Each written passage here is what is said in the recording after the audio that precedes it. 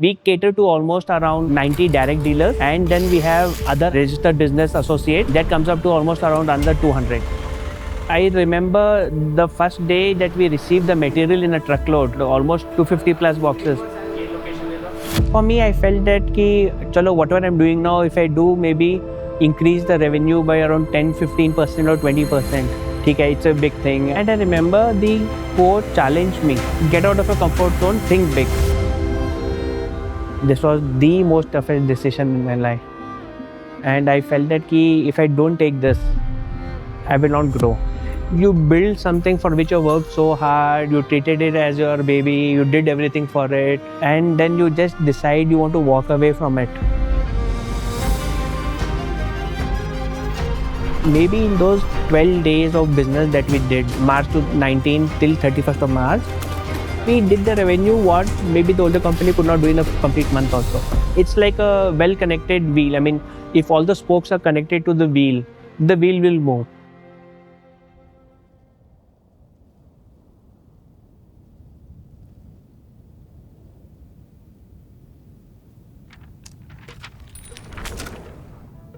I have been in this business since 2009. So we are the distributors for sanitary fittings, bathwares, stainless steel sinks, water heaters, and PTMT products across 9 districts of Karnataka. We cater to almost around 90 direct dealers, and then we have other RBAs, registered business associates, that comes up to almost around under 200. The products are all sourced from Mohali, Chandigarh. So we have been associated with a company called as Jupiter Aqua Lines Limited right from day one, since 1989.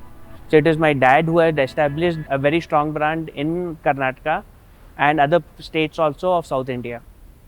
Since childhood, I have always heard my father speak about business or talk to the suppliers or talk to the various partners. I mean, he would care about them and he would make sure that the material is supplied on time to them. I mean, the way he used to do business was like, say, suppose if he's carrying any samples. So what he used to do was, he should show it to one dealer. Then after that, if the other dealer was also very nearby, he would not visit him.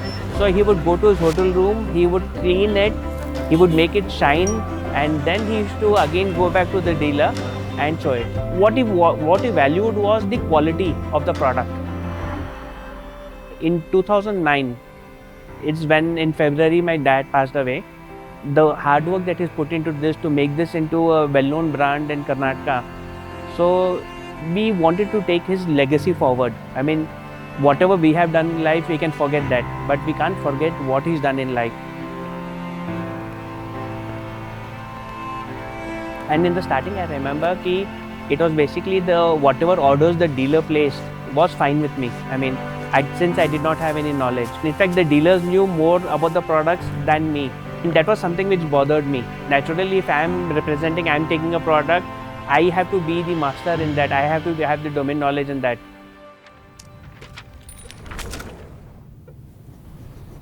The business was basically that we used to book the orders and the material used to be directly supplied from Mohali to the dealers.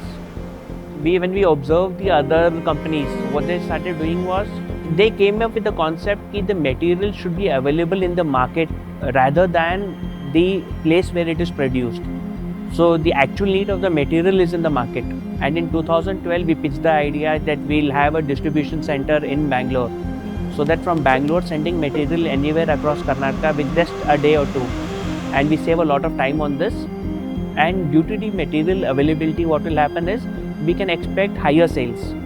When we set up the operations in Bangalore, I remember the first day that we received the material in a truckload, almost 250 plus boxes. Everybody was so occupied, everybody running around here and there, and like, how do we arrange the material, how do we unpack it? Initially, for a few days, I would also lift the material, keep it near the stores, then we would unpack the material, check it along with the packing slip, and arrange it in the racks.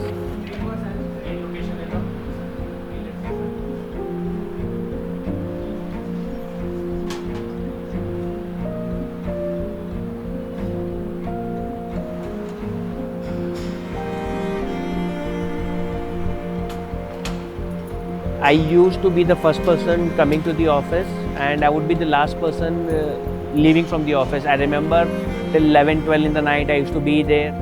So in business also what happens is ki after a certain amount of time, the amount of the transactions being doing, the billing being done or the material being dispatched, you see that the numbers are more or less it's stagnant or it's not improving, it's not going ahead.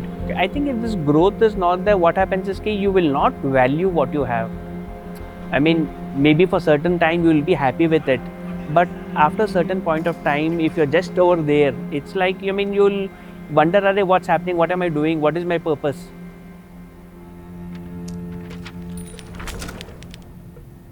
So I was constantly busy in business. Then I remember one day after a long time, my school friend called me and he said me, why don't we meet up for a meeting, and you'll have to come at around 7:30 in the morning. Yes, 7:30 in the morning, are you crazy? And what meeting is that? He's telling, no, it's a structured meeting in BNI where we lot of business owners come collaborate and we help each other grow. And once the meeting started, 30 seconds you get to introduce your business, and after that they have something called as giving, like references. In this, it's like how you give a referral, then maybe after you give a referral and it transitions into a business, then you announce the thank you slips. So you get recognized. The person who's receiving the most number of thank you slips is like, everybody wants to speak with him, everybody wants to be in his good books. I thought that it's a good thing. Maybe this is one place where I can try to expand my business. The more number of people you meet or the more you network, as your contacts grow, your business also will grow. Otherwise, you'll be doing the same things. So then I realized that if I have to meet more number of people, if I have to be away from the office, and have to make sure that the business should grow in spite of me not being in the office. So then I would interact with people, like how is their office running and growing, how is the business thriving, or how the day-to-day activities are being managed. But there was no structure in this. Maybe what happens is today I'll meet a person, I'll learn something, I'll try to do something in my business. But say if I don't meet a person for a week or 10 days, then what do I do? I mean, you have to have definite goals or definite structure should be there, so that's when you'll know about it completely. Otherwise, it's like you're just keeping adding on something on the building and it will fall eventually one day, then it will collapse.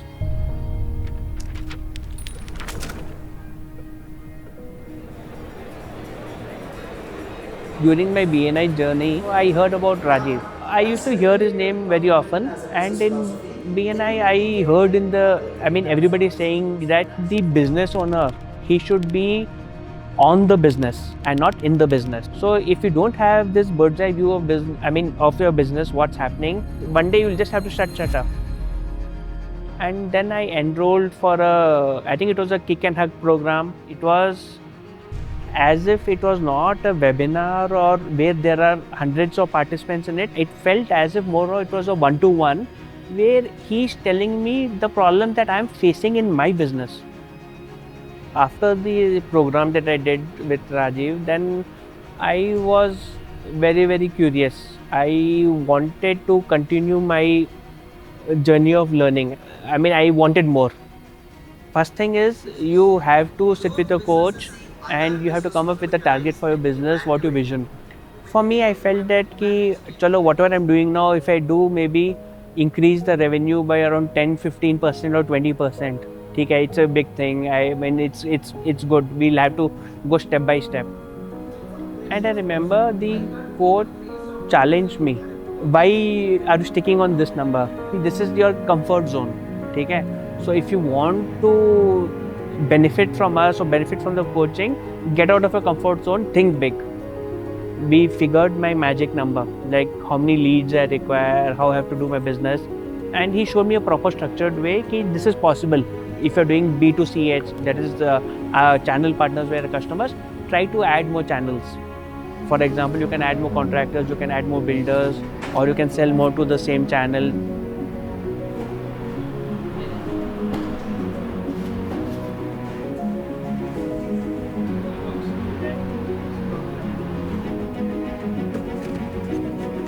So Now for this, team alignment was the most crucial part.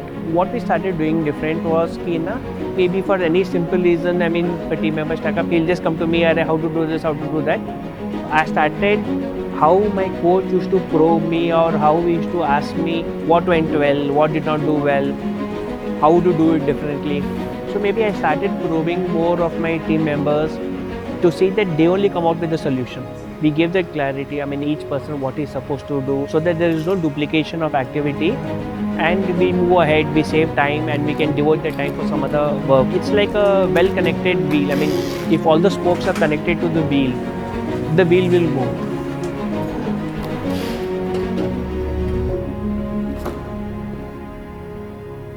When we started implementing this, what we saw was the customer satisfaction level went up, and one more was we started seeing that the business started generating more revenue. So most of the time I used to run the business, I used to be the face of the business, and my eldest brother used to take care of all the statutory work. Each and every person has a different way of doing things. So maybe the target is the same, but there are different ways of doing things, and you get to feel that my way is good or his way is good. So what happens is ki you tend to get into differences. I had my learnings, ki I knew what I have to do, but what happens was ki when the differences started coming in and you're not able to do the work that you're supposed to do for your business. Maybe if I wanted to do 10 things, I was able to do only 2 things or 3 things. Things got out of control so much ki at maybe one point of time I stopped going to the office, or I did not go there. I was not bothered. Chalo, what's happening is happening. Let it go on. It's okay.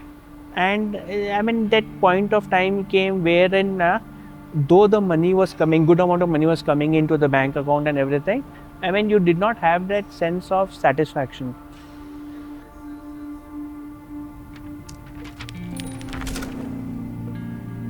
It's like he's running from everything, from family, from relatives, from office. I would just be awake maybe the whole night, and it would take a lot of stress on myself. So I spoke with Rajiv regarding this, and he said me, what is the outcome that you want? I said, one thing is we can't continue. We'll have to go our separate ways. We split the business, and he manages certain part, I manage certain part. So he clearly gave us the outcomes. See, keep your professional life separate and your relationship separate. You can have a conversation with them, with your brothers, ki this is the way forward. We decided on the territories to be divided, the dealers that would be divided, the staff that would be for both the places. So all this, I mean, it was, when the meeting, it was very, very easy to say that I will exit from the business, from the current business. But I think it was very difficult for me to absorb it and kind of let it seep into myself, because it is, you build something for which you worked so hard, you treated it as your baby, you did everything for it, and then you just decide you want to walk away from it. So I think this was the most toughest decision in my life, and I felt that if I don't take this, I will not grow. I mean, I'll just be stuck up over there.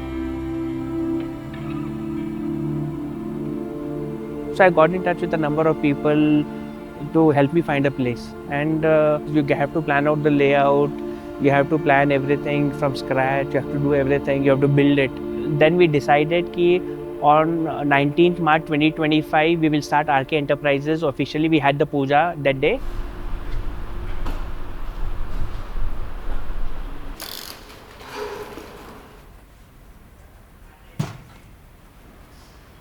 So since we had the learning, so right from maybe from day one, we started building structures, how the work has to be done, what is everybody's roles and responsibilities. In traditional businesses, what we do is we try to hide the finances or the turnover of the company. We feel that this is something taboo, we should never discuss with the team, otherwise their expectations also will go up doing this. So this is not true. When we talk with the team, this is it, how it is, maybe the cash inflows is a problem and we have to make payments to our suppliers. When we discuss this openly with them, even they make sure that we receive the payments on time. Even they are more proactive in getting the payments in controlling the expenses. Maybe in those 12 days of business that we did, we did the revenue what maybe the older company could not do in a complete month also.